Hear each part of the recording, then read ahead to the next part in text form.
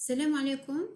Dans les vidéos précédentes, nous avons promu le serveur SRVDC en contrôleur de domaine en installant Active Directory, le rôle ADDS, Active Directory Domain Service, et le rôle DNS, et configurer donc le domaine insfp.lan. Voilà. Maintenant, donc on va passer à notre architecture, elle est presque complète comme ça. On va passer à l'exploitation un peu de ce serveur-là. Alors l'objectif de la centralisation, c'est de centraliser donc les ressources au niveau du serveur pour qu'il puisse être utilisé de façon sécurisée par les utilisateurs. Ces utilisateurs-là, ils vont s'authentifier, se connecter via des clients, des PC, des ordinateurs. Alors ces ordinateurs, l'utilisateur, pour qu'il puisse utiliser un ordinateur pour se connecter, s'authentifier au niveau du serveur et utiliser les ressources partagées, il doit être joint au domaine. Il doit devenir un client du domaine. Il doit être inscrit dans la base de données d'Active Directory. Donc l'objectif de la vidéo aujourd'hui, c'est de joindre des clients au domaine. Pour joindre les clients au domaine, il y a deux étapes à faire ou deux manipulations à faire. Donc la première, c'est donc de changer, de configurer ou de définir l'adresse du DNS préféré bien sûr sur le client. Et deuxième étape, c'est de modifier dans les propriétés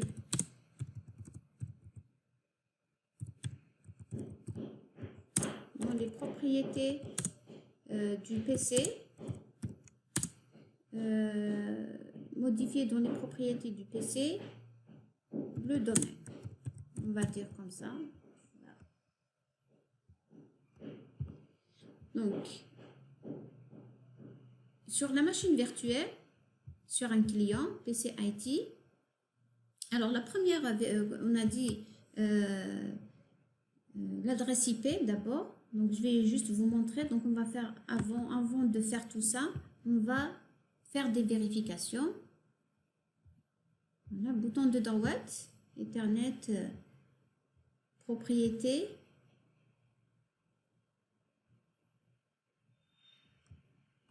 TCP/IP. Donc, on décoche le protocole version 6, IPv6.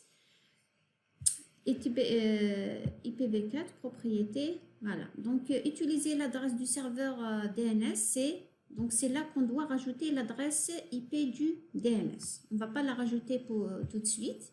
Et la deuxième étape, c'est de modifier dans propriété du poste de travail, bouton de droite, propriété,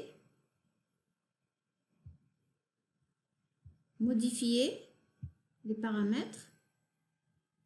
Donc là, pour renommer cet ordinateur, on change le domaine ou le groupe de travail. Modifier, on va inscrire ici membre du domaine. Mais avant de faire ça, on va faire quelques vérifications. Donc avant, je préfère l'écrire, vérifier, les vérifications à faire avant de joindre un client au domaine. Ça ne sert à rien d'essayer de joindre un client au domaine si, par exemple, il n'y a pas de connectivité entre les clients et le serveur. Par exemple, le câble n'est pas connecté ou encore la carte réseau est désactivée, etc. Donc, la première des choses à faire, c'est de vérifier la connectivité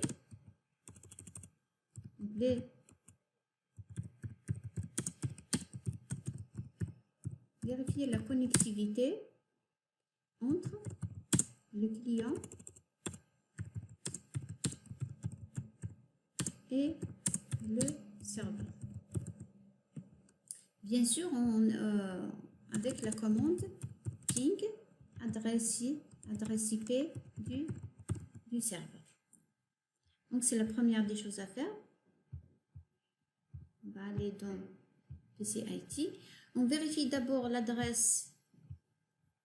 On vérifie l'adresse de PCIT. Je ne me souviens plus. IP config. Donc, c'est 1.2.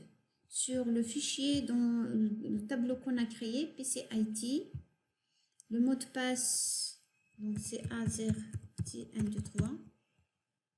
Et donc l'adresse IP, c'est 2. J'enregistre.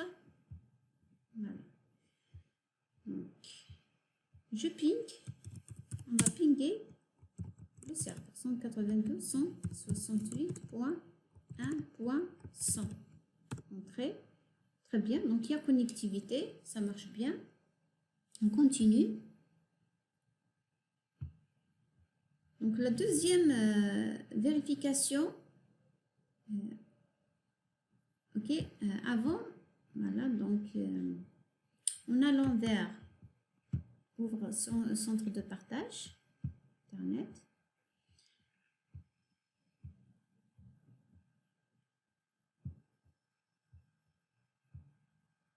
Avant donc de joindre le client au domaine, avant de mentionner le domaine vers lequel on veut adhérer, on doit d'abord configurer le serveur DNS préféré. Le serveur DNS préféré, donc c'est 192, c'est celui du serveur 168.1. Ici c'est 100, d'accord? Donc on ne va pas le faire tout de suite. Parce que c'est une étape, généralement, lorsqu'un stagiaire il rate cette étape, donc c'est impossible de joindre au domaine et c'est là qu'il y a des fois des problèmes lorsque on tente d'adhérer à un client au domaine, c'est là qu'il y a des petits problèmes qui se posent. Mais lorsqu'on comprend le principe rapidement, donc on peut résoudre le problème. Alors ici, par exemple, toujours sur le client, si je fais ping, le nom du serveur, c'est quoi? Donc, c'est srv.ensfp.lan. C'est le nom complètement qualifié, full qualified domain name. Lorsque je ping donc vers le nom, ça ne marche pas. Donc, la requête ping n'a pas pu trouver l'hôte, voilà, parce qu'il n'y a pas de serveur DNS.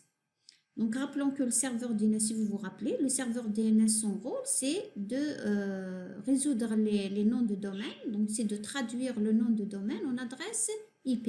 Maintenant, là, on n'a pas configuré du tout de DNS. Donc, il essaie de contacter un nom de domaine, srvdc.nsfp.lan, il ne trouve pas parce qu'il n'y a pas de serveur DNS. Mais si je reviens, par exemple, au niveau de TCP/IP et on configure le DNS, donc 192.1.100, je fais OK, fermé, voilà. En pingant vers, voilà, il y a réponse, une requête sur, et il m'a ramené l'adresse IP. Parce que donc il a contacté, il a trouvé un serveur DNS, il l'a contacté, le serveur DNS, il a associé le nom à l'adresse IP.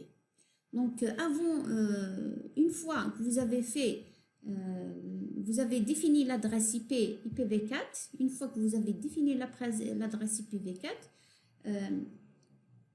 pinguez d'abord le serveur, comme ça, donc, même si je ping SRVDC ou encore carrément INSFP, si je ping INSFP, donc c'est la même chose. Pinguez d'abord le serveur avec le nom complètement qualifié. Si ça marche, donc on continue l'étape suivante. Si ça ne marche pas, donc il y a un problème de DNS ici, donc il faut le régler. Donc, puisque ça marche maintenant, On va aller à l'autre étape. Donc d'abord ici, vérifier la connectivité entre le client. On va rajouter ici, donc, vérifier le DNS, on peut dire comme ça. Vérifier le serveur DNS en faisant donc ping. Par exemple, dans notre cas, donc c'est srv.insfp.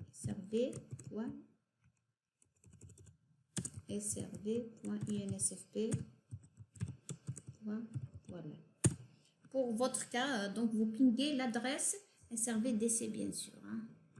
Vous pingez l'adresse ou le nom complètement qualifié de votre serveur. Donc si ça marche, on continue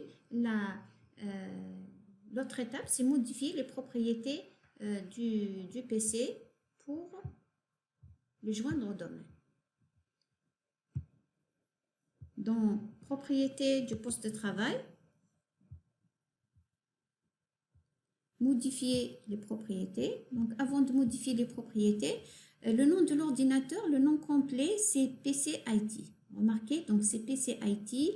Le groupe de travail, on ne l'a pas changé, c'était la Baudet, si vous vous rappelez, dans le poste à poste. Donc modifier les propriétés. Modifier. Le nom de l'ordinateur, si vous n'avez pas modifié le nom de l'ordinateur, c'est le moment de le faire. Donc, rappelons qu'il doit être significatif. Membre d'un domaine. Très bien. Donc, on met insfp.là. Donc, c'est là qu'on va rentrer le nom du domaine. Je fais OK. Voilà. Donc, il me demande le nom avec lequel, le nom d'utilisateur avec lequel je vais joindre ce client au domaine. Donc, on va joindre avec administrateur du serveur. Administrateur, le mot de passe, notre mot de passe. Si tout marche bien, donc il va me demander, il va m'afficher un message de bienvenue. Bienvenue dans le domaine. OK. Voilà, il va redémarrer. Fermez. Redémarrer maintenant, il redémarre. Au niveau du serveur,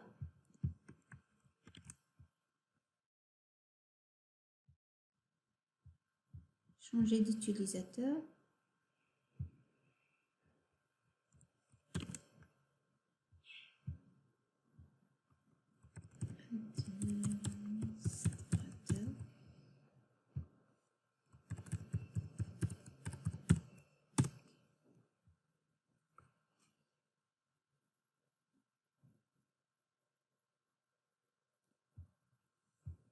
Bon, cette fenêtre, elle est affichée lorsque on a arrêté la machine ou une mise hors tension subite sans faire arrêter, démarrer, etc. Donc, parce qu'un serveur, il est censé fonctionner tout le temps. Donc, s'il s'arrête, c'est pour une raison ou une autre. Alors, donc, au niveau d'Active Directory,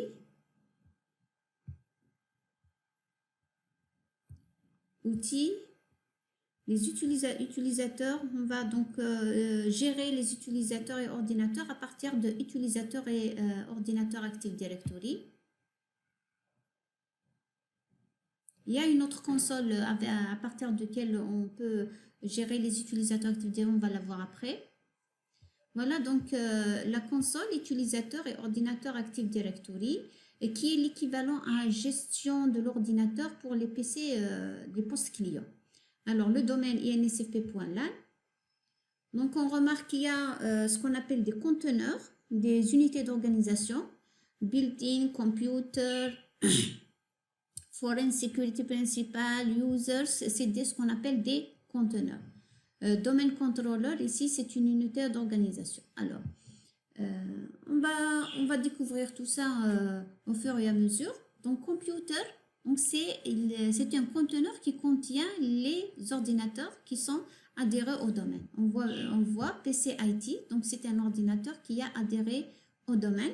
Et à partir de cette console-là, donc je peux faire un bouton de droite sur PC IT. désactiver le compte, réinitialiser le compte. Un ordinateur, il adhère avec un compte. Hein. Un ordinateur, il a lui-même, c'est un compte ordinateur. On peut par exemple gérer.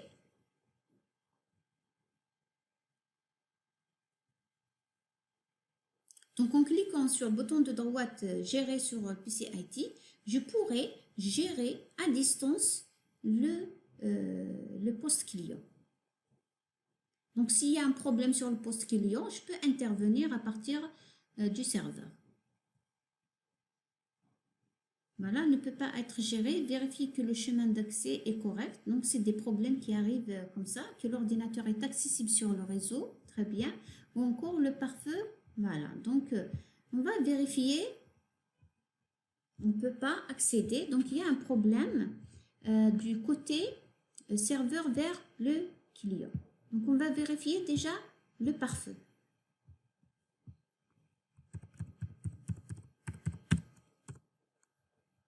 Je vais enlever le mot de passe de admin de la machine cliente, comme ça. Là, ça va aller plus vite. Pour réinitialiser le mot de passe de admin sur la machine cliente, sur Windows 8. Donc, bouton de droite sur PC, gérer.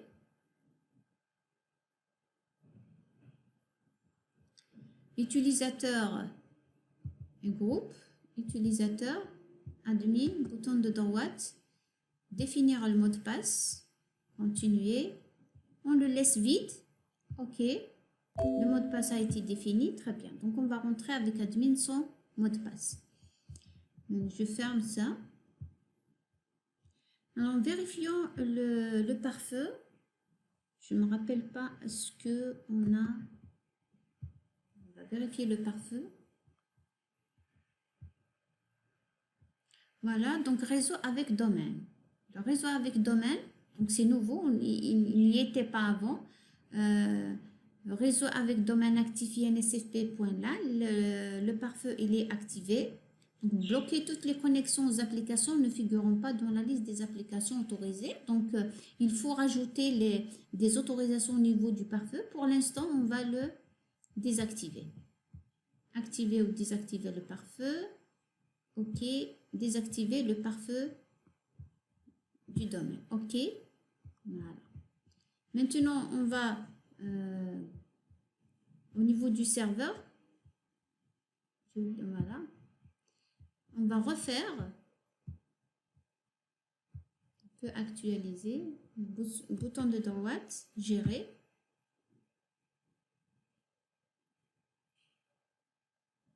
Très bien. Donc, vous voyez bien.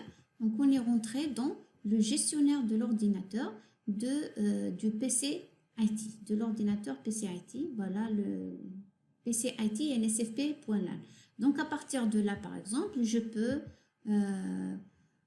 réinitialiser les mots de passe, créer des utilisateurs. Par exemple, poste 1 va réinitialiser son mot de passe, définir un mot de passe, continuer.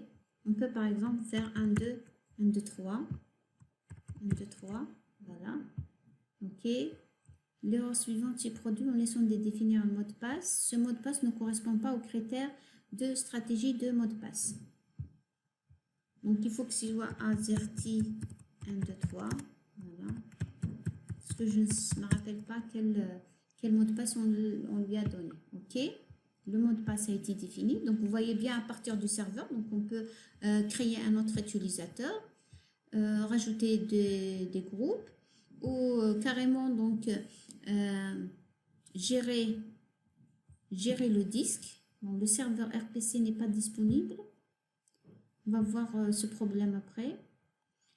Voilà, donc on a un PC IT comme client. Maintenant, au niveau du client, qu'est-ce qu'on pourrait... Voilà. Alors, au niveau du client, on peut par exemple maintenant, on va vérifier d'abord quelque chose. PC, bouton de droite, propriété. Regardons le nom complet du PC, il a changé. C'est PCIT INSFP.LAN. Donc, il appartient au domaine INSFP.LAN. Donc, à partir de ce PC, on pourrait par exemple maintenant rentrer. Si je fais bouton de ouvrir une session, Se déconnecter. Voilà, suivez bien ici. Donc, j'ai par exemple PC IT Admin. PC IT, donc c'est le nom de la machine. Donc, si j'ouvre maintenant PC IT Admin, j'ouvre une session au niveau local de la machine PC IT. Et moi, je ne veux pas ouvrir autre utilisateur. Regardez, donc, connexion à INSFP. Donc, j'ouvre une session. Si je tape, par exemple, un utilisateur, par exemple, poste 1. Vous vous rappelez, poste 1, c'est un utilisateur local à la machine qui est défini dans la table SAM de la machine locale. Poste 1, le mot de passe, c'est azerty123. À votre avis, est-ce qu'il va ouvrir une session? Normalement, non. Pourquoi? Parce que poste 1, c'est un utilisateur local. Donc, pour ouvrir une session au niveau du serveur, il faut qu'il soit défini au niveau du serveur. Il faut qu'il soit un utilisateur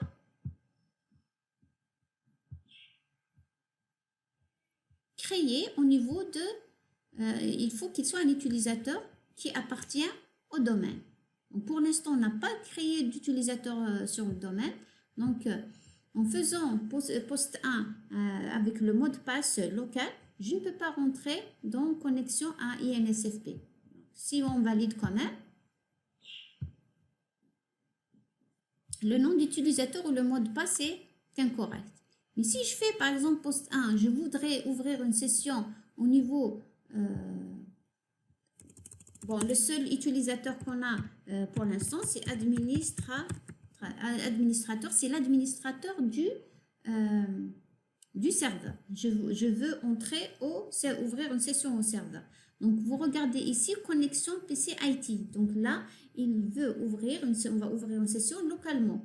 Mais pour ouvrir une session au niveau du domaine, donc je dois le précéder par le nom NetBIOS du domaine, INSFP administrateur. Regardez, automatiquement, il a changé ici, INSFP. Mot de passe, donc c'est le mot de passe administrateur du serveur.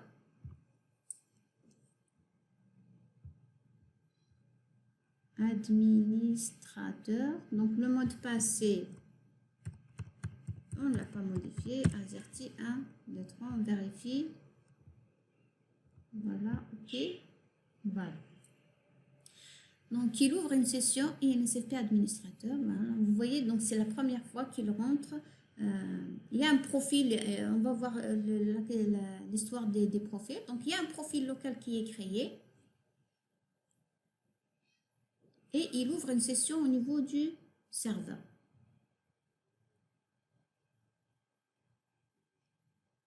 Donc, pour ouvrir une session sur le serveur, donc, on va rétrécir tout ça. Voilà. Alors, pour ouvrir une session sur le serveur, bien sûr, on va introduire un mot de passe et un nom d'utilisateur. Nom d'utilisateur, le nom d'utilisateur et le mot de passe. Alors, intéressons-nous donc à ce nom d'utilisateur. Donc, je reviens vers... Voilà.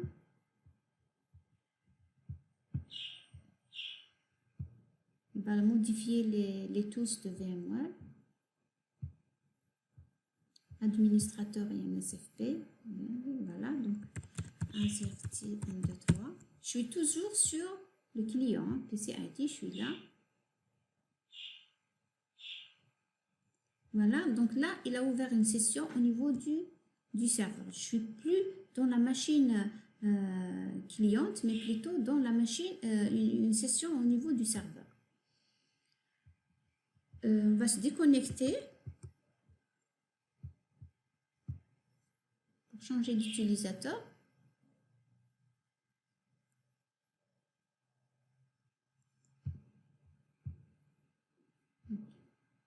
un autre utilisateur. Voilà. Donc, pour ouvrir une session locale, plutôt sur le serveur, donc on va précéder du nom du domaine. INSFP, plutôt anti-slash, et le nom d'utilisateur, non user. Je veux dire non user. INSFP, non user. Ou voilà, donc lorsqu'on ouvre là une session sur le serveur, INSFP, le nom de l'utilisateur. Maintenant, si on veut ouvrir une session localement, ouvrir une session localement, alors tout ça sur au niveau du client. Attention, hein, parce que on va voir qu'on ne peut pas ouvrir une session avec un utilisateur sur le serveur. Donc, sur le client,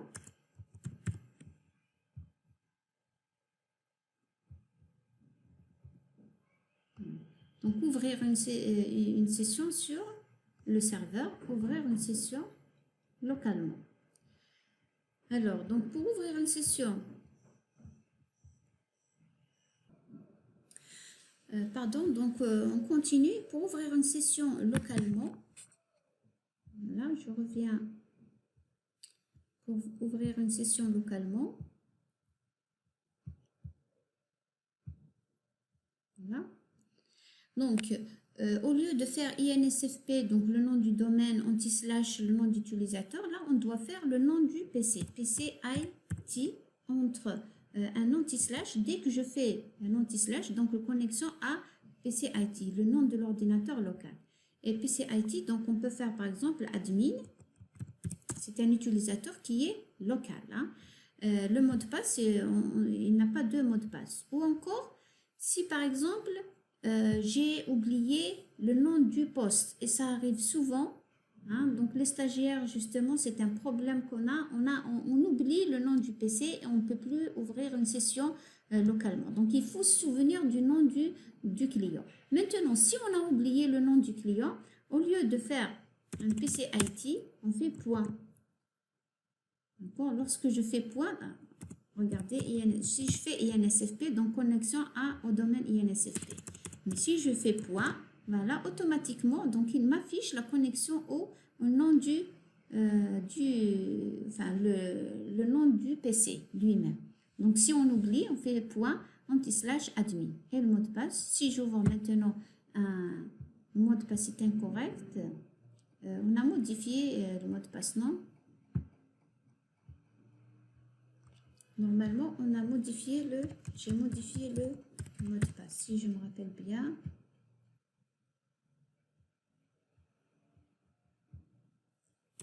Poste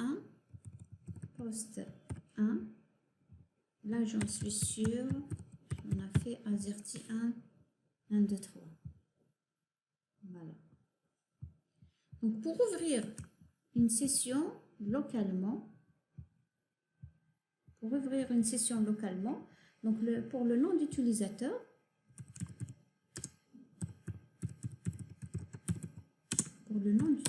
on doit taper donc le nom de l'ordinateur, nom du PC, anti-slash, nom user, c'est le nom d'utilisateur. Nom du PC et nom d'utilisateur. Par exemple, ici, c'est PC IT, nom d'utilisateur poste 1. Ou encore, si on a oublié le nom du PC, on fait point, anti-slash, le nom de l'utilisateur. Le nom de l'utilisateur, il faut que ce soit ce nom d'utilisateur. Le nom de cet utilisateur-là, d'accord, ici, il doit être un nom d'utilisateur, un utilisateur local. Voilà, qui est local à la machine et non pas un utilisateur. Par contre, là, c'est un utilisateur, Là, c'est donc non-user ici. C'est un utilisateur créé dans le domaine. Là, donc, c'est un utilisateur qui est créé. Pardon. Par contre, cet utilisateur, lorsqu'on ouvre une session localement, le nom d'utilisateur local, il est créé. Où est-ce qu'il est créé? Dans la table 5. Ok, donc on revient vers voilà, PCIT, toujours.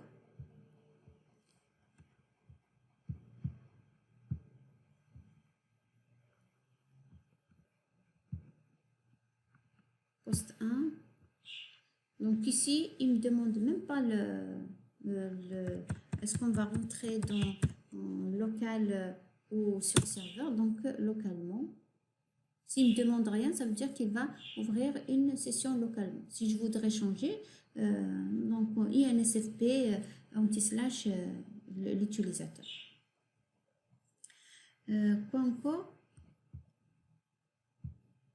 Voilà, par exemple, au niveau du serveur, je viens de computer, je vais vérifier le mot de passe de PC admin, donc bouton de droite gérer. Je suis à partir du serveur. Hein.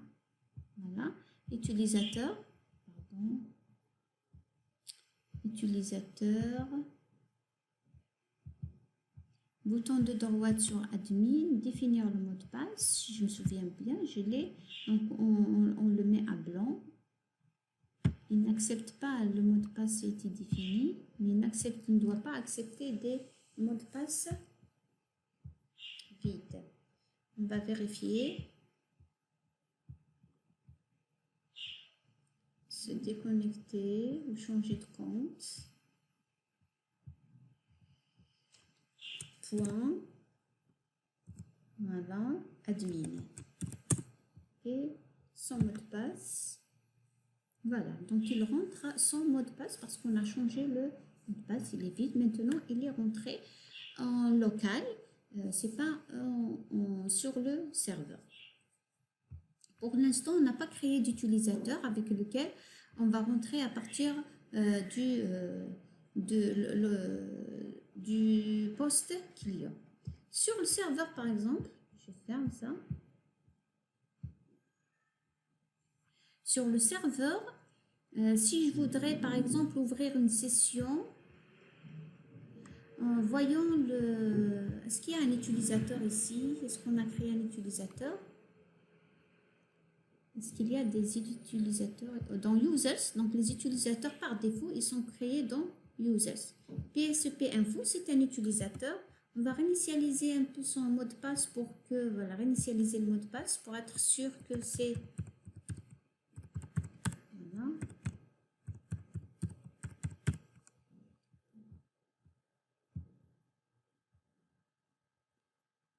Oui, le nouveau mot de passe de la confirmation du mot de passe doivent être identiques.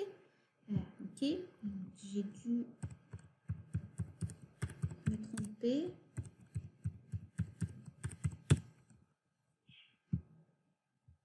Le mot de passe a été changé.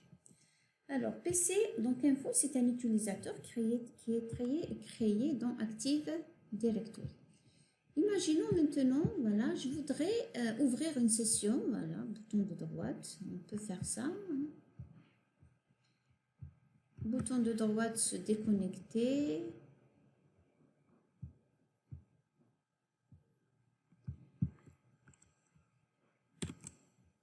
Autre utilisateur. Au lieu que ce soit administrateur, on va rentrer avec PSP.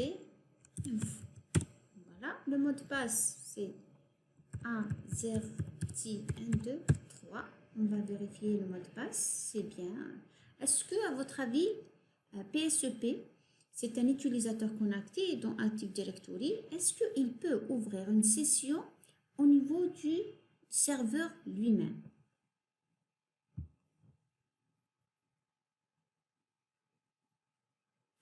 Oui, il a ouvert une session PSEP parce que c'est un administrateur. Donc, on va vérifier. C'est pas ce que je voulais du tout, mais c'est bien. Donc, pourquoi PSEP il a pu ouvrir une session sur le serveur? Tout simplement parce que si je regarde bien PSEP Info, je double-clique pour afficher ses propriétés. Membre de, certainement, il est membre de administrateur. Et les administrateurs, ils ont le droit, bien sûr, d'ouvrir une session plutôt sur le serveur. On va créer un utilisateur, juste comme ça pour ce test-là. On va donner un nom, post 1 par exemple. Je vais utiliser le même nom que post. Un utilisateur local dans PCIT, on va l'utiliser après pour autre chose. Okay. Le mot de passe, 1, 2, 3. 1, 0, 1, 2, 3. Donc, c'est la même interface lors de la création d'un utilisateur localement, si vous vous rappelez. On va revenir sur la création, la gestion des utilisateurs en Active Directory dans la prochaine vidéo. Suivant, voilà, post 1, il est créé, donc c'est un utilisateur normal, il n'est pas administrateur. Voilà. Maintenant, en tentant d'ouvrir une session sur le serveur avec un compte utilisateur. Je tente d'ouvrir une session sur le serveur avec le compte qu'on vient de créer, post 1. Je vérifie le mot de passe. Voilà. Donc, la méthode de connexion que vous tentez d'utiliser n'est pas autorisée. Pour plus d'informations, contactez votre administrateur réseau. Qu'est-ce qu'on a fait? On a tenté d'ouvrir une session sur un serveur avec un compte utilisateur qui n'est pas administrateur. Donc, par sécurité, sur le serveur, il n'y a que les administrateurs qui peuvent ouvrir des sessions. Tout ça, il est dans la stratégie de Windows 2012, donc la stratégie du domaine. Donc, on va rentrer avec administrateur. Je vais vous montrer cette stratégie. Pardon. Voilà, administrateur. OK. Alors, la stratégie donc qui empêche un utilisateur local d'ouvrir une session, on va la trouver dans Outils, Gestion des stratégies de groupe. C'est très tôt pour ça, mais je préfère l'expliquer maintenant, comme ça, rapidement. On va le revoir de toute façon, mais c'est bien de le voir maintenant parce qu'il y a des stagiaires, par exemple, qui tentent, lorsqu'on fait des tests sur les machines virtuelles, qui tentent d'ouvrir une session sur le serveur. Ils doivent comprendre pourquoi. Donc, le domaine, donc là, c'était ici des stratégies de groupe. Sur le domaine, notre domaine insfp.lan. Là, c'est default domain policy, c'est les stratégies de groupe appliquées tout au domaine. Nous, on va s'intéresser aux stratégies appliquées au domaine contrôleur, le contrôleur de domaine, parce que c'est la machine. On a tenté d'ouvrir une session sur une machine, et non pas sur le domaine, mais plutôt sur la machine contrôleur de domaine. Domaine control policy. Okay. Pour la modifier, pour voir ce qu'il y a, pour afficher les détails, donc on fait modifier.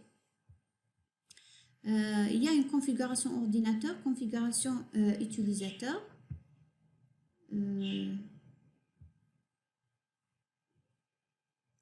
vais juste chercher ce que je veux. Paramètres de sécurité, voilà. Stratégie là, c'est stratégie de compte.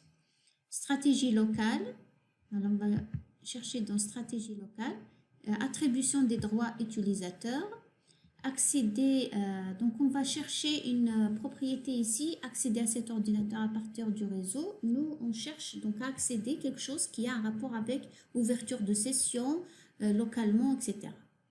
Alors, on va chercher, on va aller peut-être dans ouvrir une session en tant que service. Voilà, c'est pas ici. interdire, voilà, interdire l'ouverture de session localement, ici elle n'est pas définie. Interdire l'ouverture d'une session localement. Donc on va voir dans options de sécurité. Voilà. Tout n'est pas tout ce qui est activé.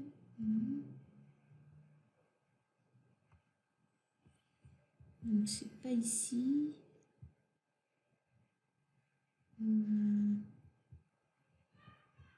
Stratégie de compte, non. Stratégie locale, on vient de voir que c'est pas défini. On va voir utilisateur. Paramètres de sécurité, non plus. Donc ça doit être ici. Stratégie locale, stratégie, option, attribution des droits utilisateurs, voilà. Attribution des droits utilisateurs. On va chercher l'ouverture de session. Est-ce qu'elle est ouvrir une session localement, interdire l'ouverture de session locale, n'est pas défini.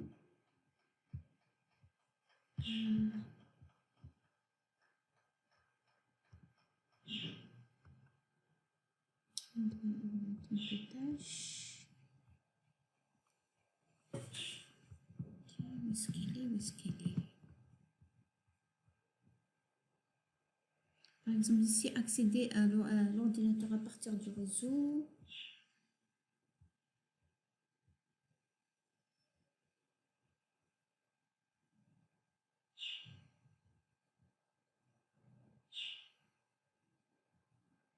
Donc, autoriser, on va chercher autoriser l'ouverture, ouvrir une session localement. Ouvrir une session en tant que tâche, par exemple, ici. C'est uniquement les administrateurs, utilisateurs des journaux, du journal de performance, opérateurs de sauvegarde et administrateurs. Donc, ouvrir une session en tant que tâche. Permettre à l'ordinateur compte d'être approuvé pour la délégation. Voilà. Permettre l'ouverture de session localement. Je double-clique. Voilà. Administrateur.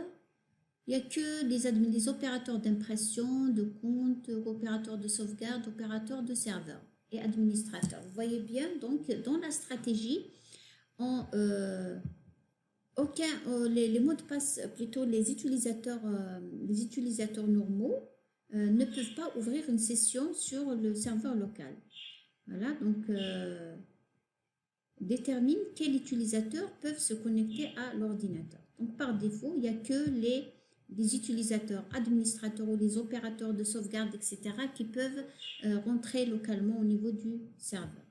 C'est juste pour vous montrer ça, puisqu'on y est. Regardez la stratégie de compte. Regarde la stratégie de compte, le mot de passe par exemple. Pourquoi? Là, c'est au niveau du contrôleur de domaine. On va aller plutôt, voilà, contrôleur de domaine. Je ferme ça. On va aller vers la stratégie du domaine appliquée au niveau du domaine. Bouton de droite modifié. Ordinateur. Paramètres Windows. Les paramètres de sécurité. Alors, les stratégies de compte. Alors, la stratégie de mot de passe. Voilà. Pourquoi la complexité? Donc, pourquoi à chaque fois qu'on rentre un mot de passe, il faut qu'il soit complexe, etc. C'est par rapport à cette stratégie qui est appliquée au niveau de tout le domaine. Regardez donc la stratégie, qu'est-ce qu'elle contient? Conserver l'historique des mots de passe, 24 mots de passe mémorisés. Ça veut dire que si je change le mot, si je veux tenter de changer le mot de passe, le nouveau mot de passe ne doit pas ressembler ou ne doit pas être identique au mot de passe précédent. La durée maximale du mot de passe, c'est de 42 jours. Donc, au bout de le 43e jour, un mot de passe, on vous demande de changer le mot de passe. La durée minimale du mot de passe, c'est 1 jour. Enregistrer le mot de passe d'une façon chiffrée, donc il est désactivé. Le mot de passe doit respecter les exigences de complexité, elle est active. J'ai double-clic qui est expliqué. Le mot de passe doit respecter les exigences de complexité, donc ne pas contenir les noms de compte utilisateur ou des parties des noms complets de l'utilisateur. Donc un mot de passe ne doit pas contenir une partie des noms d'utilisateur. Les caractères minuscules sont permis. Donc ces caractères qui sont permis sont les caractères minuscules, les caractères majuscules, les chiffres en base 10, donc de 0 à 9, les caractères non alphabétiques, par exemple point d'exclamation, le dollar, etc. Et il y a des caractères qui sont interdits. Voilà, donc c'est la complexité, elle est activée par défaut pour plus de sécurité. La longueur du mot de passe, c'est 7 caractères, donc on peut modifier après 7, 8 caractères, 5, etc. On peut carrément la désactiver, cette stratégie, ce qui n'est pas recommandé. Voilà, donc les stratégies de groupe, c'est tout un chapitre après dans les autres modules, mais voilà, c'est juste pour comprendre d'où est-ce qu'elle vient cette stratégie de mot de passe. Et l'ouverture, j'insiste sur l'ouverture de session, on ne peut pas ouvrir une session localement avec un utilisateur normal qui n'est pas administrateur. Donc par mesure de sécurité, dans Windows 2012, on interdit l'ouverture de session sur un serveur. Voilà. Je pense que on a fait le tour. Voilà, on a compris, on a vu comment joindre le client au domaine. On a vu qu'il y a des vérifications à faire avant de joindre un client au domaine. Ces vérifications sont nécessaires à faire parce que vous pouvez, ça ne sert à rien de tenter de joindre un client au domaine s'il n'y a pas de connectivité, si le DNS ne marche pas.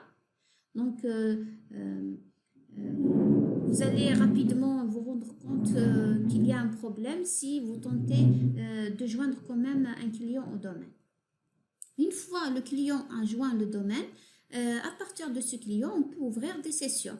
Donc, j'ai expliqué l'ouverture de session sur le serveur et l'ouverture de session localement. C'est très important de comprendre ça. Si on veut ouvrir une session sur le serveur, je fais précéder le nom de l'utilisateur par le nom du domaine et NSFP anti-slash le nom d'utilisateur. Ce nom d'utilisateur doit être déjà créé au niveau d'Active Directory. C'est ce qu'on va faire après. Et si je veux ouvrir une session localement, je vais donc précéder le nom d'utilisateur par le nom du PC, si j'ai oublié le nom du PC, par un point anti-slash nom d'utilisateur. Et lorsqu'on rentre avec un nom d'utilisateur sur la machine, donc on est administrateur de la machine locale, et lorsqu'on rentre avec un nom d'utilisateur du domaine, je ne suis pas administrateur de la machine locale. Voilà, donc c'est tout pour aujourd'hui. Dans les prochaines vidéos, on va essayer de gérer les utilisateurs. On va commencer l'administration proprement dite. Donc, merci pour votre visualisation de la vidéo et à la prochaine fois, Inch'Allah.